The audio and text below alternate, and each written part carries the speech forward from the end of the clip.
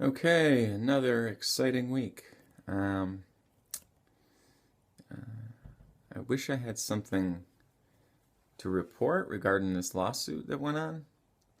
I think last week I said that this time, next week, I'll be calm and cool and collected and everything will be resolved. That is not the case. That we did have the trial this week. The jury doesn't meet until Monday to decide who wins. So now it's Friday. It's the weekend. In a way, I suppose I could spend all weekend working, making up for the fact that I didn't really do much work all week except be at trial. Um, you'd think it'd be nice to relax somehow, but I actually feel somewhat at peace with everything.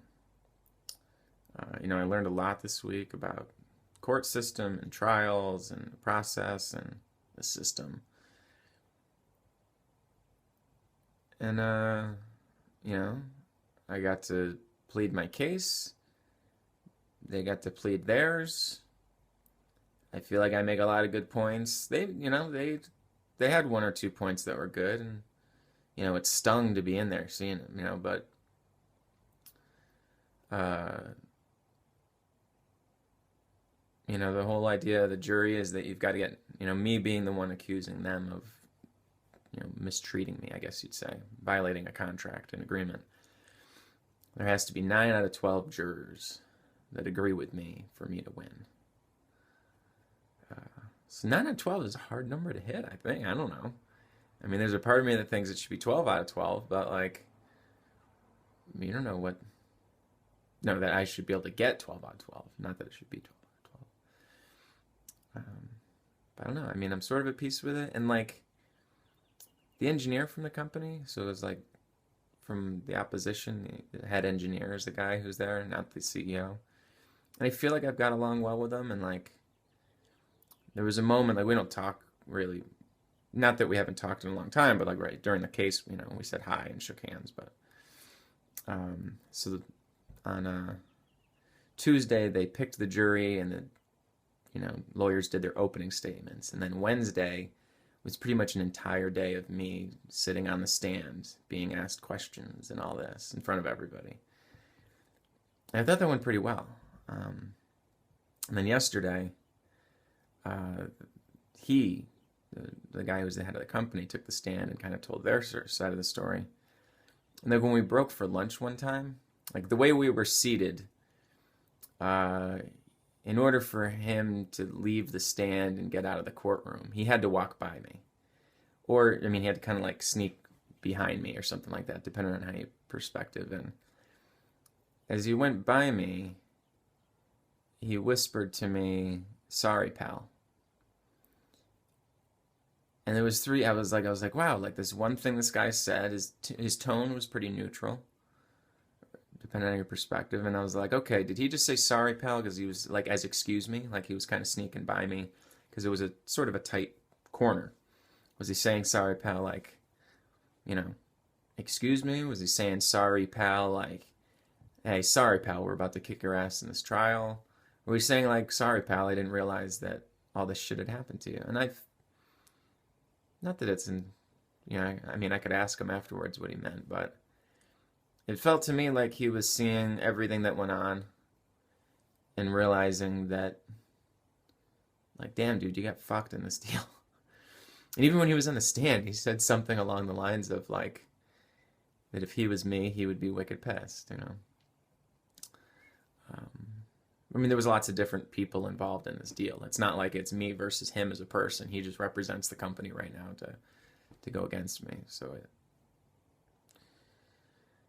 there was that. And like I said, I'm kind of at peace with it. There was this bird. I talk a lot about birds, right? So on the ledge, the courtroom's on the 5th floor, and there's a big ceiling to floor window, and our courtroom's at the end of the hallway, and there's this big, big window, ceiling to floor, at the end of that hallway. And on the ledge, there's a pair of seagulls and eggs, and they have eggs there, and they hatched. And so I got kind of a symbology to birds, and I see it, and it doesn't mean oh, everything's gonna be okay because I'm gonna win this case. Oh yeah, fuck yeah, I'll win this case because there's birds there. But instead, it just brought peace to me. Just say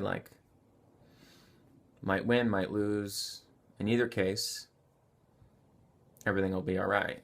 And if I lose, I may or may not have to pay my opponent's lawyer's fees. I don't have to pay my lawyers. They're on a contingency, but I might have to pay the opposition's lawyers, which is a lot of fucking money that I don't have.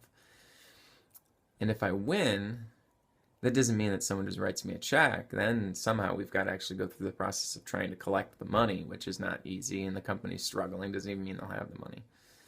But like when I saw the birds, it's like this kind of representation thing of my grandmother that I always think of when I see birds. Like, not that it's her spirit, or I don't know how to describe it, but some kind of mystical element that comes from birds appearing at certain times. I mentioned when I did my sweat lodge ceremony in Mexico that a bird kind of appeared there. And so I feel kind of at peace with it. And it's funny, like, my mind has been focused on this thing so much, and all of a sudden it's like out of my hands. So the first thing that all of a sudden when I got out of there I started thinking about was like, all right, I got this comedy show coming the beginning of July, and then I was thinking about the online education stuff, and like there was like this unschooling kind of protest type thing that I had been toying with the idea of doing, and all of a sudden I was like, all right, let's do it. Like, I've even been reading this book, Organizing for Social Change. Believe it or not, Jim Flannery reading a book on organizing for social change. Who would have thunk?